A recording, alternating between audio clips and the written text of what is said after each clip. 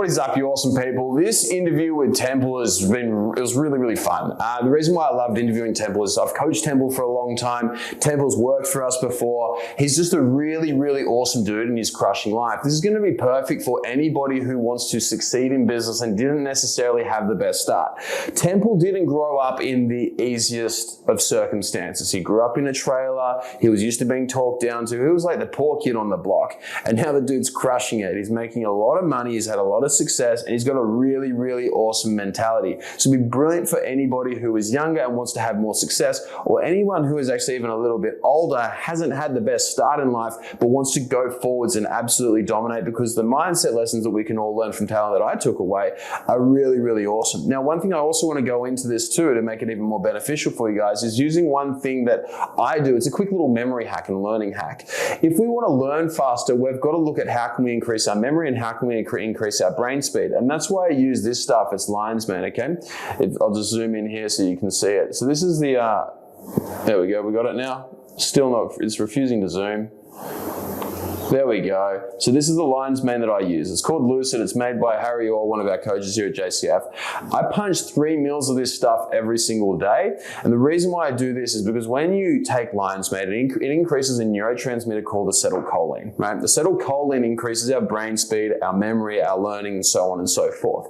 It's unreal. And since I've started using this, I've been able to retain way more. So if you're going to watch this episode, get some of this so that you can maximize how much you're learning. Squeeze a couple of meals in, a couple of hours before the start of your day, and it will set you up much, much better than if you didn't have it beforehand. I hope this little hack helps you. Jump on into the interview. You'll love it. You'll really, really enjoy it. See you in there.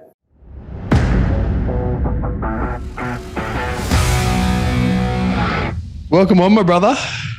Thank you, bro. Thank you. I'm super glad to be here. Yeah, man. It's cool to get you on finally, man. Like, and as I was saying before, like the reason why I wanted to get you on here is because you got a story. Like you've got an actual like rags to riches type story. Like, growing up in a trailer park to now where you're fucking, crushing it, living in Colombia, getting spiked with tobacco with a little bit of pot in it, which gets you a little bit too high for your interviews, like things like that. Yeah, things like that. You're living the dream, man. So like where I wanted to start, if it's okay with you, like, can you run us through, like, what were your beginnings? What was life like at the beginning?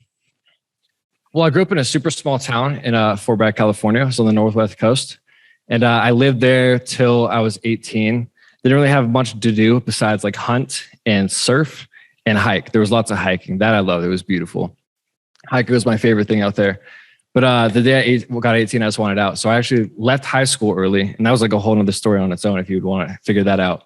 But I wanted to get out. So I worked, saved up a little bit of money. Not much, like $5K. Because I had this feeling like I wanted to be successful, but I didn't know how, but I just felt like it wasn't going to happen in that small town. I had to get out. I mean, you got to go explore the world, Totally. So like in the town, like what, no opportunities, low socioeconomic status, like what was it like? Oh yeah. Like my graduating class was like 16 people, super, super small town.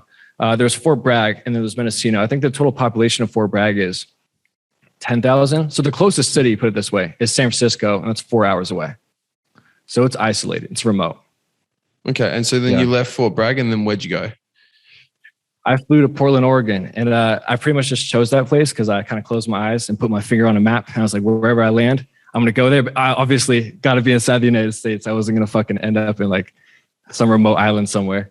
But landed on Portland, Oregon. So I was like, fuck it. Saved up 5-6K, moved out there without a job or anything. Didn't even know where I was going to go live. And I was just like, I'll just go figure it out. And why did you do that? Why didn't you plan? Why did you just say, fuck it, I'm just going to go here? Dude, I don't know. Like my mom always asks me about that. She's always curious, like why I just had that urge to go do it. But I just had the urge to like go make my own life and journey. I don't know. I just want to make myself. So I didn't want to go like the college route and like be in a dorm and cushion. I didn't want to like live with my mom or my dad. I just wanted to go branch off and figure life out. I was ready. Why didn't you want to live with your mom and your dad? Well, it wasn't that I don't want to live with my mom and dad. I live with them both. But I wanted to become my own person. I wanted to make my own path. So, okay. So you get to Portland. From an early age. I mean, dude, I was like, from 16, I knew I wanted to like go out and be on my own. I was ready. Okay. So then you get to Portland and what do you do there? I struggle for a little bit. I mean, I didn't have a job for a while. I was really figuring it out. Eventually, I got a job stacking boxes in the warehouse in the back. And I just did that. And I lived in a super sketchy neighborhood. And I would have to, dude, I would have to walk like 20, 30 minutes back in pitch dark, no street lights, get mugged. It was a shitty experience, but I'm glad I went through it. Really? Can you run me through? Do you have any stories from back tell then? You what. Dude, I don't know. Like one time in broad daylight, I was walking to work. So again, like 20, 30 minute walk. And some dude pulls up in a minivan and he's like, "You're Jake." And I'm like, "No, I'm not, dude." Like I'm walking past in the crosswalk, halfway through the crosswalk, and he swerves in and almost hits me. And he like gets out of his car. He's like, "You're Jake." And dude, I'm not Jake. And I keep walking. He tries to stop me. He pulls out a knife. He's like, "You're Jake. You owe me this shit." And I had to pull out my ID and show him, "Dude, I'm not Jake." He's like, "Temple?" And I'm like, "Yeah." He's like, "Is that even a real ID?" And I'm like, "Yeah, dude." He's like, "All right, my bad, bro." He just drives off. That was it. It was so fucking funny. Yeah. Yeah, just left me. Huh. Gotcha. How long were you there? I wasn't Jake. I was there for a year. And eventually I made some bad choices. And it forced me to go back to my small town. And I went and lived with my dad. We were like in a mobile home. What did you do, if you don't mind me asking? To leave. Yeah. So dude, it's always around girls, right? So I invited this girl back that I broke up with, and we decided to move because the place I was in was in the ghetto. I wasn't making much money. I was super broke. She didn't have a job coming in. She took like a train from across the United States, and my friend had a ranch out in Calistoga, beautiful ranch, but super open, super isolated, even more than Fort Bragg. We're just gonna go live there and work on this ranch, and like live this lifestyle, dude, to like go on the come up. And of course, it didn't end good. And then it sent me back to my dad's mobile home, and I lived there for like a good year. What was it like living in a mobile home? That's like a trailer, right? Yeah, it's like a more glorified trailer. Like you can, like, it's like more set in stone opposed to a mobile home you can carry with you. Gotcha. But it was, yeah, dude, it was super small. It was depressing. I didn't have that much fun doing it. I'll just say that. That's when I learned to code. You learned to code? Whole path, remember? Yeah. So I was in that trailer. I was like, what can I do? And I typed in making money online. And there was no, like, what we're doing now, at least when I Googled it. And I couldn't see shit. So the only thing that kept popping up was become a coder, become a software engineer. So I was like, okay, I'll just do that. So I spent a year teaching myself how to code. And eventually I was calling businesses across the United States, trying to convince them to hire me, like just pay for my flight, pay for my hotel, pay for all my accommodations. I was a high school dropout. I had no credentials to my name. And I spent a year doing that. And eventually I got someone to bite, and it flew me out. What did you learn from that? I learned sales, I think, some aspect, I think was like my first ever taste of it. It was just selling myself. That was a hard sell too, dude. I wasn't a fucking prize back then.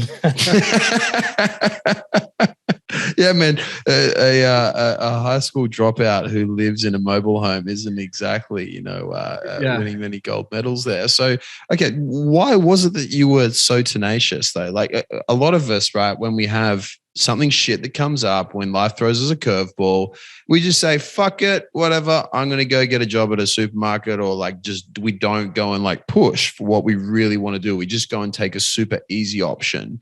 Why did you keep pushing on? Dude, I've always had this belief in life that it is really whatever you make it. Like, it just doesn't make sense to me that you can give something your all, do what you want to do, and you can't make it happen. Where do you think you got that belief from? Probably to my mom, in all honesty, because like she's super spiritual, super loving, like create your own path. I mean, she was an entrepreneur. She fucking flew to the United States.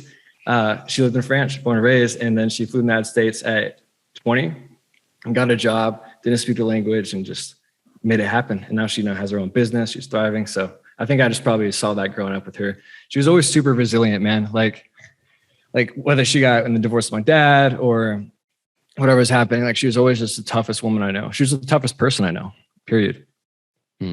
That's super cool. Yeah, your mum's an awesome human being. Awesome human being. She's one of the funnest people I've ever been able to coach. That was really cool when I was working with her. She's the best. So you get this from your mom, and you're continually hustling. You end up landing this job. So what was this job that you landed? Dude, so this is like where everything changed for me. I went out to this job and I was like, this is it. I worked a year for this, being in a mobile home, just like I was doing some drugs, not like the best person. And I was like, what drugs did you used to do? Cocaine and things like that. Nothing like ever too crazy. I never got addicted. So it was just like, I would do it and switch on to something else and switch on to something else, which I guess you could say was an addictive trait. But I never like wanted to keep doing one thing. But essentially I get this job and I'm like, this is it. This is going to save me from all of this. This is everything I worked through, like breakups, getting cheated on, like losing all my friends. I was like, this is the moment.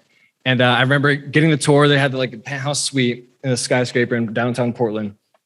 So I ended up back there. That's the funny part. Like I went back to Portland a second time now because I got the job there. Out of all the cities I called, Texas, New York City, like Miami, I ended up back in the same place that kicked me out. So it's like, oh, it's a redemption path. This is it.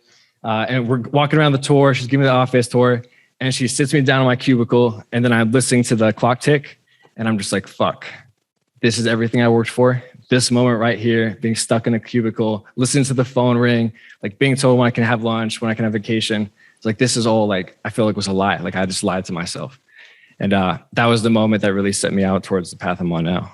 Why did you think that was like, why did you have this dream or this idea that working in this place or working for this company as a coder was going to be everything? Well, it was an escape from where I was. Honestly, anything was probably better at that point. Gotcha. Okay. And then when you got there and it wasn't what you imagined, did you ever contemplate going back? Never. No, I just figured I would learn how to create a business and figure it out and quit. Yeah. So run through. Go on, sorry. Yeah. So I was like looking at ways to make money online again. Went back to Google for the second time. And this time, now this like world that we're in now was like getting popular. So I was Googling and SMMA was the hot thing at the time. So I tried that, failed. What's SMMA?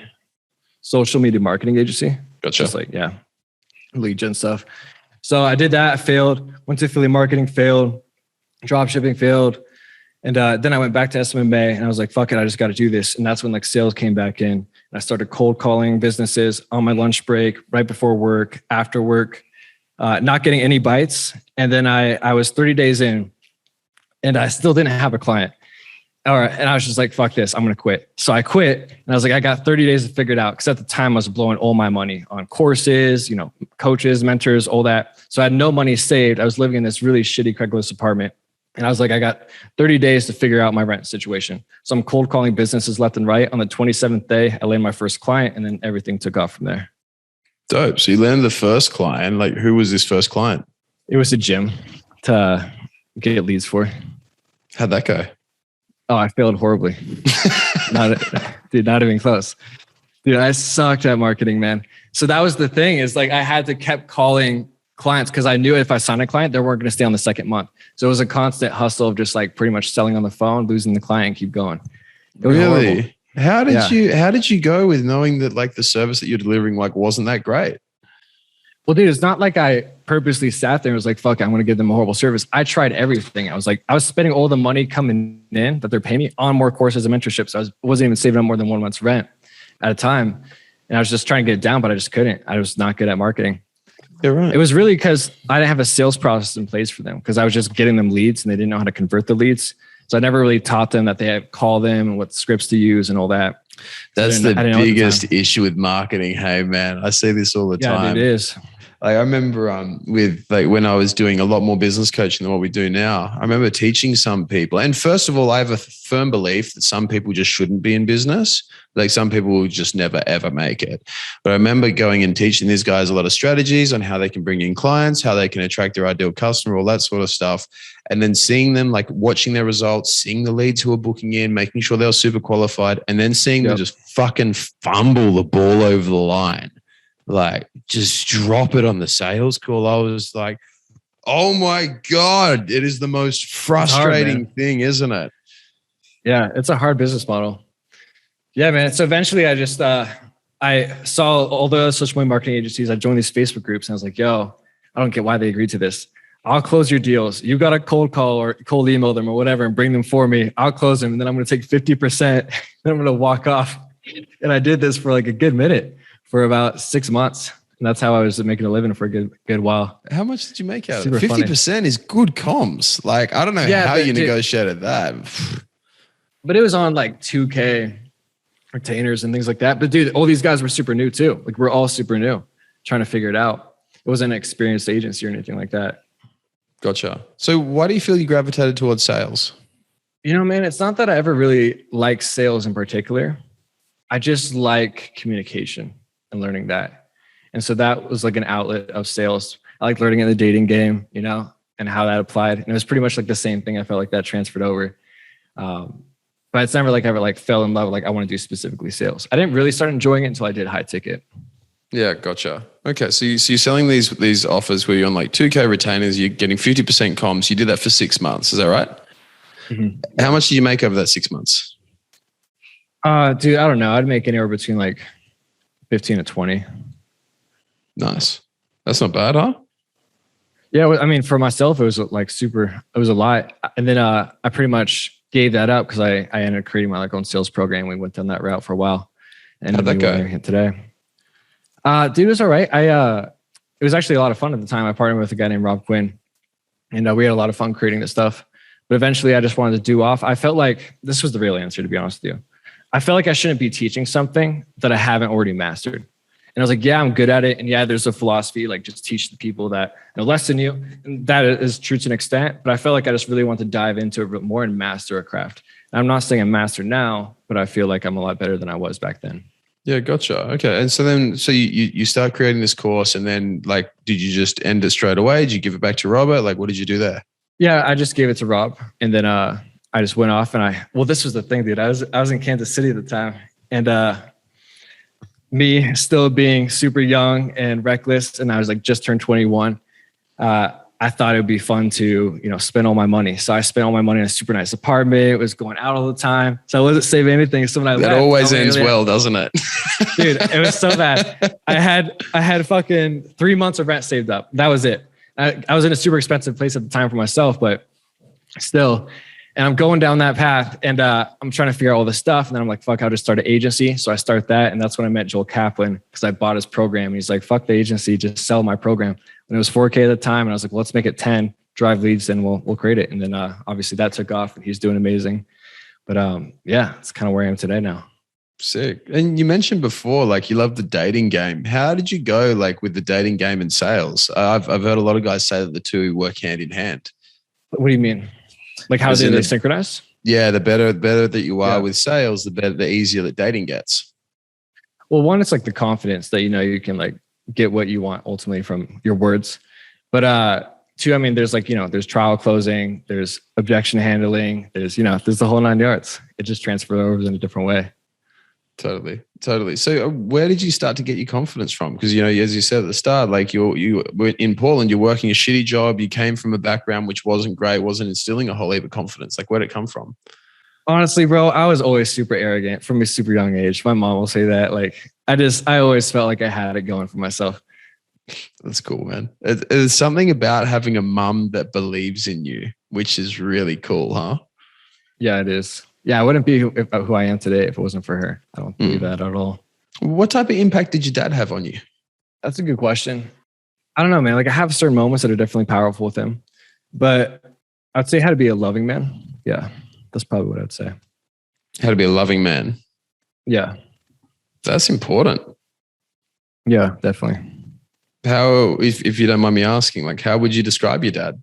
Dude, my dad, he's funny, man, because he could be like super in his like feminine, but like he attracts the hottest chicks. Like still, like I'll be with him and like attract like 20-year-old girls, and I just don't understand it. Like they'll ignore me and want to talk to him.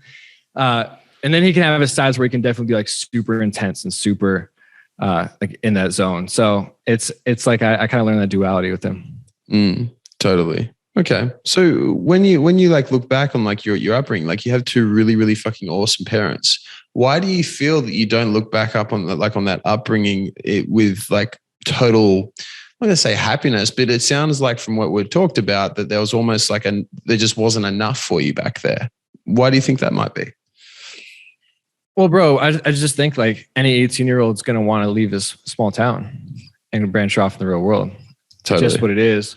And I'm not saying I didn't look back without like love or good memories, dude. I have the most beautiful memories of my life growing up in that small town. That's 100% for sure. But I just wanted to get out, dude. I wanted more. You know, I got cheated on. Like I had no friends. I just like, it got to a point where like I had it really going and then I didn't. So I just wanted out really quickly. Totally. I remember that. So I grew up in a really small town called Black Hill, right? Which had like on our side of it, we were on like the poor side of Black Hill. So it was like a farm, like a little small farming area. There would have been like 100 people. Like that's it in my town. And like the school I went to, the primary school I went to, we had, it's like the elementary school. We had 50 people, I think it was, like in our whole school. And I remember being there. And then after that, I went to boarding school when I was 12, 12, turning 13. And I went from that to like having 1,200 dudes. And like I was living there and like in one house, we had like 70 blokes, like all in one. What was that like for you? Fucking awesome. Like, look, I wouldn't send my kids there. Like I'm not a big advocate for the school because of like a whole heap of reasons, but like living with like 70 blokes was like the best experience. Like I'm 12, right? I love sport. And so like whenever I used to not want to come home. So like we'd have, I'd live at school and then you could go home on the weekends if you wanted to.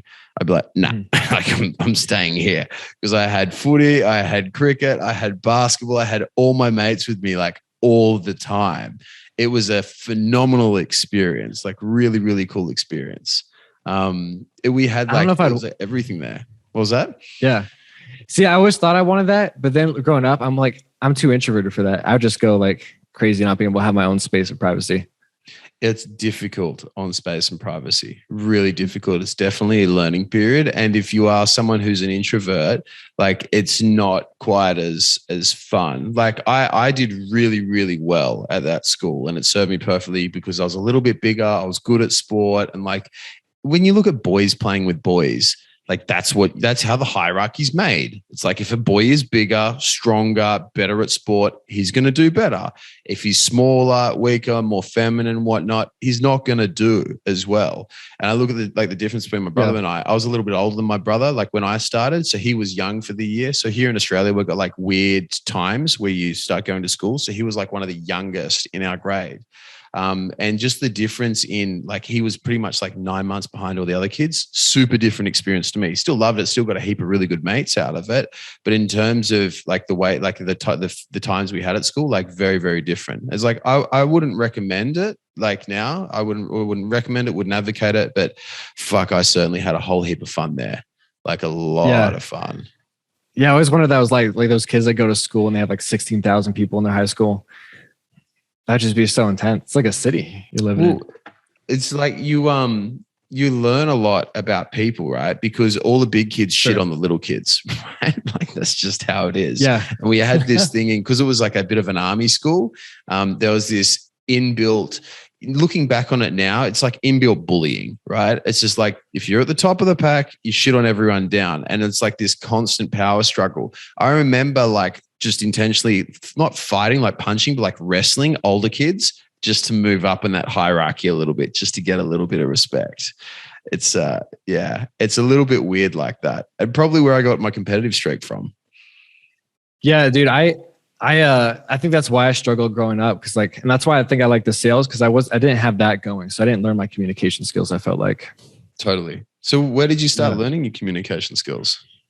Going out into the real world, being on my own, having to negotiate. You got some nuts, man, to go from a little town to just say, oh, fuck it, I'm going to go to Portland. Yeah, dude, I was just not give a fuck. I don't know why. I just felt like whatever happens, and I can always like make the best of it. How has that mentality served you? I mean, I think really good, What opportunities have you made like because of that? Well, I'm here now. I'm here today, bro. My opportunity to sit in this beautiful home talking to you, man, to someone I really appreciate. But I don't know. I just is what it is. I think that you got to ego check it and you can't ride it too hard because then, you're going to make stupid decisions. But there's a good fine line that you can ride that it really serves you. Yeah, totally. I remember like when I first met you, when you first did sales for us, like that must be a year and a half, nearly 2 years ago now. 2 years ago. Yeah. Yeah. It's a fair while, man. I remember that was the thing. I was like, here's this young kid. He's like cocky as fuck. He like doesn't give a shit. I'm like, fucking oath, I'm going to give this guy a crack. I don't care if he's never done this before. I'm like, I'm 100% going to give him a go. Like, I'll back you. But so obviously you're working with us for a little bit and then you moved on from there. So like, what was your path as you moved into high ticket? And by the way, for you guys listening, high ticket sales is referring to selling programs, which are like really in excess of about $3,000, $5,000, $10,000, specifically for online courses. So yeah, where was your first start in high ticket? Well, it was Joel Kaplan when I was selling yeah, exactly. And then where'd you go from there? What did I do from there? I sold for a couple other people, and then I created my own thing, rode that for a while. And then I went back and I actually rekindled with Joel, and we created a plan. I stayed there for a little while longer. Then it just like, we both realized I didn't need to be there anymore. So then I left. And now you move around a lot. Like, why is it that you feel that because you're constantly on the go, moving forwards. Why is that? Yeah. I just always had a problem with standing still. If I feel like I'm not growing, I can't do it. Yeah. Yeah. 1 sec. My pup's going. Nala, come. She's amazing. We've had her for 14 hours and we've changed the name, and she already knows the name. She already comes and she knows to get on a bed. Like, this dog is amazing. I'm stoked.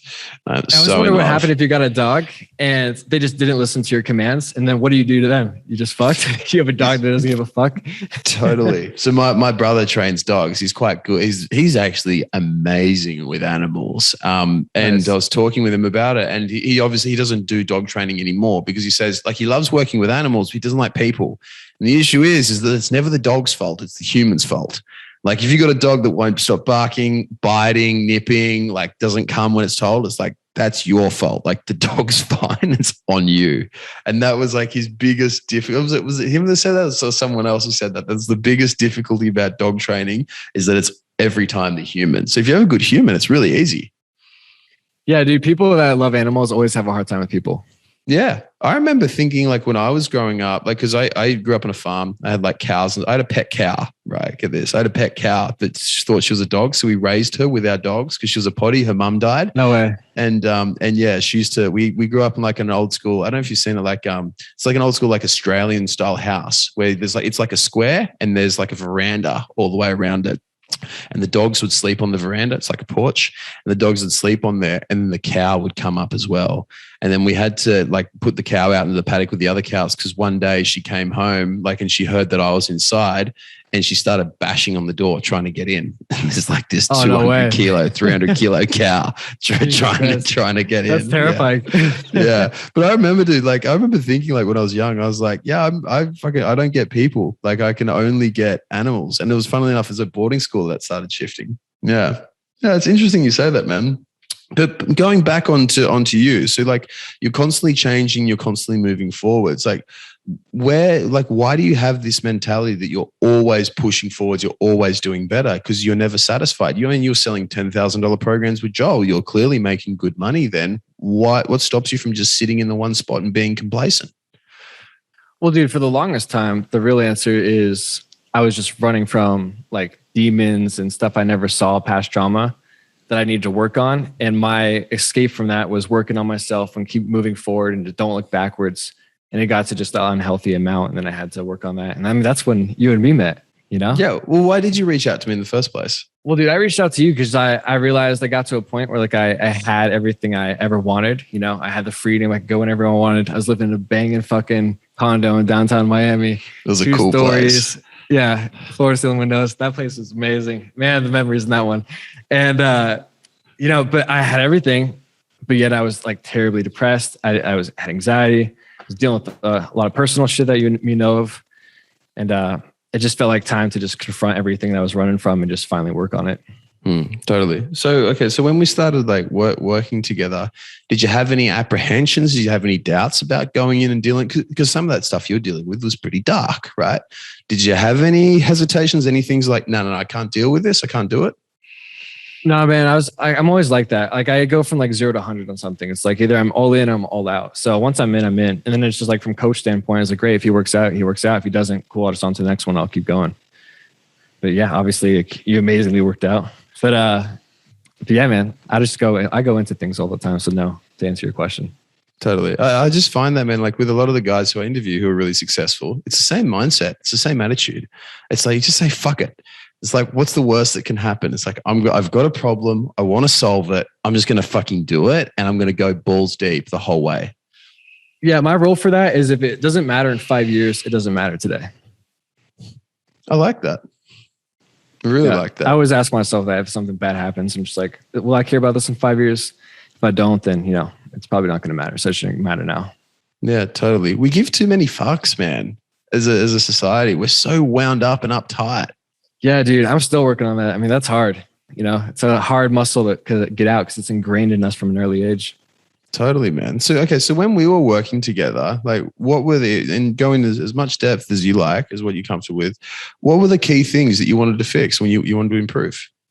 I wanted to get ripped and I wanted to, that was like definitely number one. But I remember when I came for you, that's why I came to you really at first. Remember, I was talking about getting big and then we like talked and you're like, dude, we need to work on a lot more than just your muscles. And, but yeah, we worked on all that shit. But dude, I just wanted to answer your question. I wanted to just be at a spot in life where I was just like happy and content with where I was and not having to feel like I need to get the next best thing, but still wanting to grow and having that healthy balance, Mm. And what was it? Because obviously you achieved that, right? And you're nailing it now. So like, what were the key things you think that we discussed, which actually enabled you to get there? Dude, it's funny, right? Because it's always like the simple things that really matters. The basic philosophical principles of being present and, enjoying the present moment. And journaling, self-reflecting, like obviously there's technique to it, but I think that was just really the simple things that took out. And then obviously there was some stuff that maybe we could talk about on another podcast another day. Yeah, totally. Because we went pretty deep there, man. Yeah, dude. There was that's like a year. We worked for a year together pretty much. Yeah, around that. Yeah. Yeah. Yeah, a good long time. And so, okay, so you pretty much because really like the end result for you is first of all, you got shredded as fuck, right? And you got shredded and jacked. And like in terms of yourself, you're way more secure and you didn't always need to continue moving forwards. But one of the things we see with a lot of guys, particularly your entrepreneurial, and I coach a lot of these dudes, you know what's crazy, man, is it's the same with somebody who's hustling their ass off and making 500K, same as making 100 million. All right, it's the same thing. Often we're driven in as men, we're driven by our insecurities. We're driven by our fear of ourselves, of not feeling good enough, not feeling worthy and whatnot. You like fucking improved out of sight. Like in terms of like your confidence in yourself, you're no longer anxious. You have like an immense sense of self-worth. How do you go with staying motivated now that you don't have those negative fears driving you? Yeah, dude. I mean, you just deal with it. I don't know. I really don't have like a beautiful poetic answer to give you. You just deal with it and move it forward because that's life. Like you're always going to have shit thrown at you. So you just got to keep going forward. And what's the alternative? Sitting and dying around, Totally. Well, a lot of us do that, man. Like when we get depressed, we get snapped into funk. Do you ever get into funks anymore? Dude, I mean, I think, working on your mental health is a continual life thing. I don't think anyone's ever 100% happy 100% of the time. But, I think you just get better over time and it becomes enjoyable. And then you enjoy it and appreciate yourself wherever you're at in life. So what drives you now? Dude, right now, peace and serenity. That's all I want and care about. I just want to be happy and content and feel blissful. I don't want to feel like stressed out and anxious about the next best thing or anything like that. I just want to live in the moment. And that's pretty much it. Dude, my end goal is to just get a fucking ranch, like lots of property, good land, good size house, get a beautiful wife, some couple horses, and just relax and take it easy. And then obviously from there, you more work on your passions and things like that.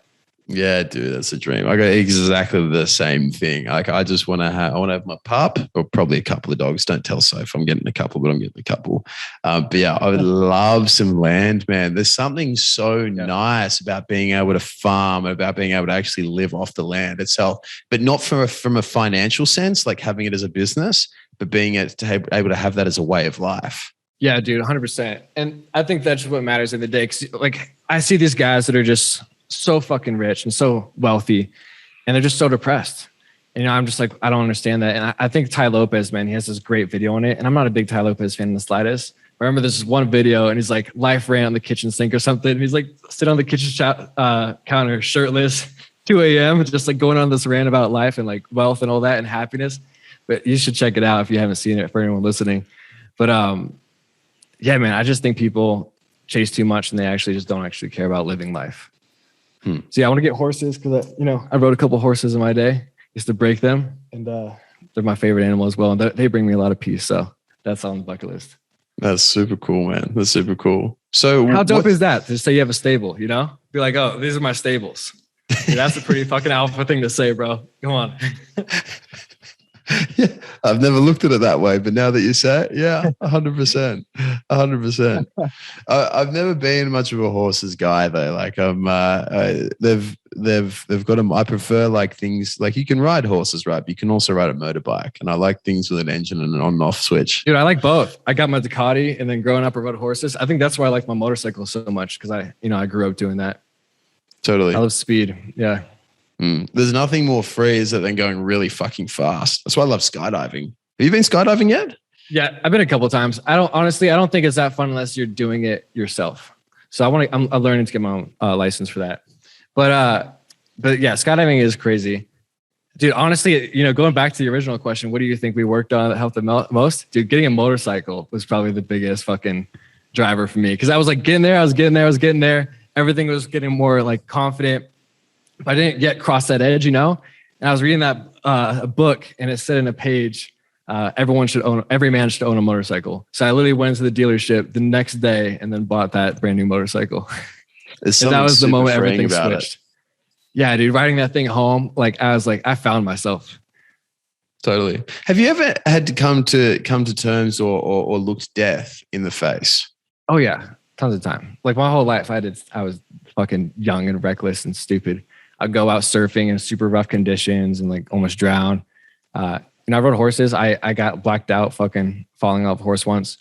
Yeah, man, dude, I grew up in the woods, bro. What else is there to do but play with guns and hike and do dumb, young boy shit.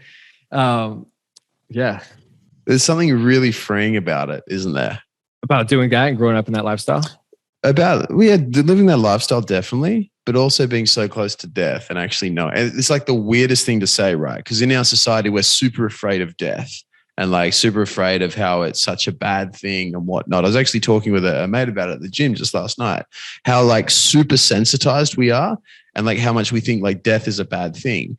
But there's something really interesting. I mean, if you look at like in the days of Caesar and like the ancient Romans, like you only became a man when you've been to battle. And like you've been to battle, you've been around death, you've seen death. That's when you come back and you're a man. It's like there's something really powerful about looking death in the face. I can see that perspective. For me, I've never felt that way from death.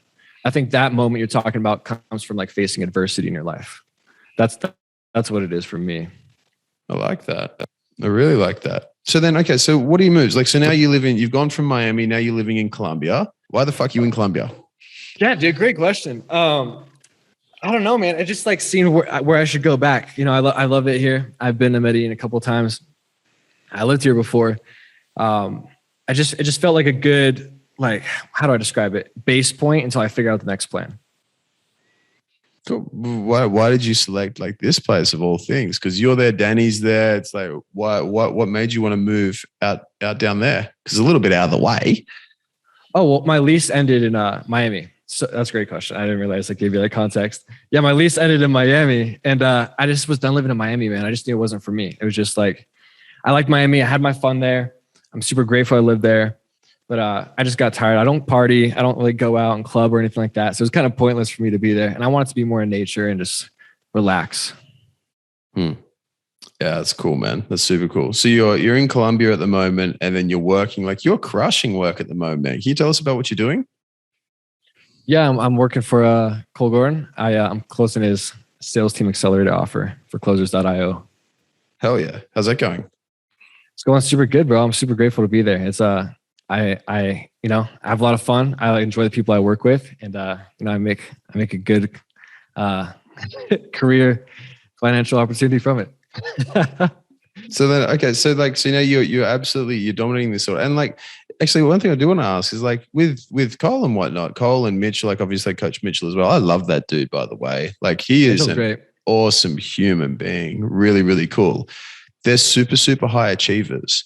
And there's obviously going to be no shortage of pressure because when you're around very masculine, very strong men, there's always a lot of pressure, which is on you. How do you deal with that pressure to perform consistently?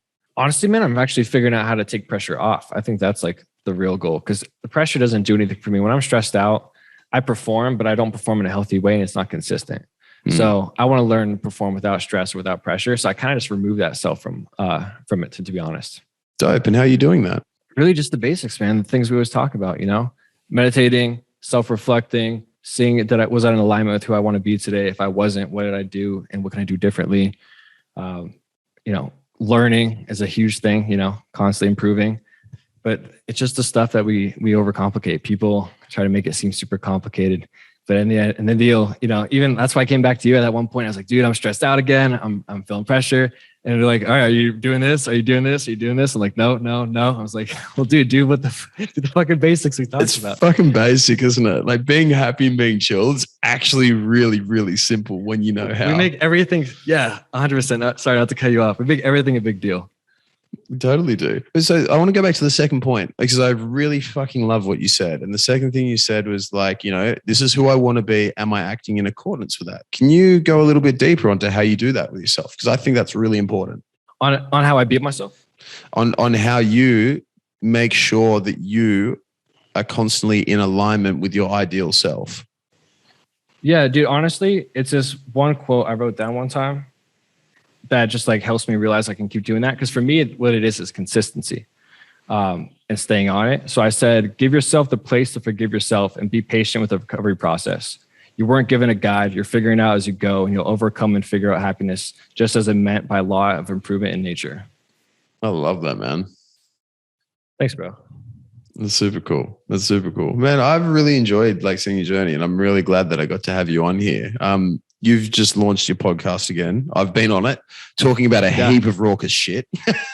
We talked about some crazy shit, bro. That was a good one. That was a lot more. I remember coming off that podcast. I was like, oh, did I overshare a little bit too much? Talking about that podcast, right? Testosterone, psilocybin, ayahuasca, fucking heaps of crazy shit. That was fun though. So, okay. So where can I got a lot of messages from that. Where can we all? That's cool, man. I'm glad. Good, bad. Yeah, people loved you. Really? Yeah, people loved you, man. Yeah, dude, they loved you, man. That was a good podcast. Cool. I'm glad. I'm glad I was sober for that one. Dude, I don't know. I smoked a J like a few months ago. I think it was now. I remember hitting it and smoking. I was like, fuck, this is why I don't smoke weed. Like I'm a potato right now. So kudos for you for being able to be able to function. Well, it wasn't on purpose. It was on accident. So, yeah, someone slipped you one. It is what it is. I mispicked a split. Yeah. Yeah. Dude. So dude, we're back to your podcast. Like, where can everyone find your podcast? Yeah, it's on Spotify. It's only on Spotify. I get hate all the time from people like, why don't you put on Apple Music? Dude, I'm just a Spotify guy. I don't know what to say. They got Joe Rogan. They're kind of MVPing it. But it's called A Man's Way. It's on there. And then I'm on IG, Temple Naylor. Unreal, man. Dude, thank you so much for your time. I really appreciate you coming on. Dude, thank you for having me, man. It's always a pleasure to be do anything with you, whether it's talking to you about life, working with you, whatever, man. So if you haven't worked with James, definitely recommend it. This dude is an amazing bloke. I've never had someone actually care about my end outcome and where I'm currently at his level. So appreciate you, bro. Oh, I got goosebumps, man. Thank you. That's really cool of you to say. Of course, man. Appreciate you, dude. Likewise, bro. See you, man. Peace. I hope you enjoyed the video. If you got something out of it and you want to learn more, click the link below or type in High Performance Conversations with James Cant and you'll be able to check out all the podcasts that we've done. We cover a stack of different topics, everything from getting your mojo back, overcoming anxiety, self-doubt, self-esteem, and learning from some of the industries and some of the world's top performers in both business and in health. Look forward to having you on there.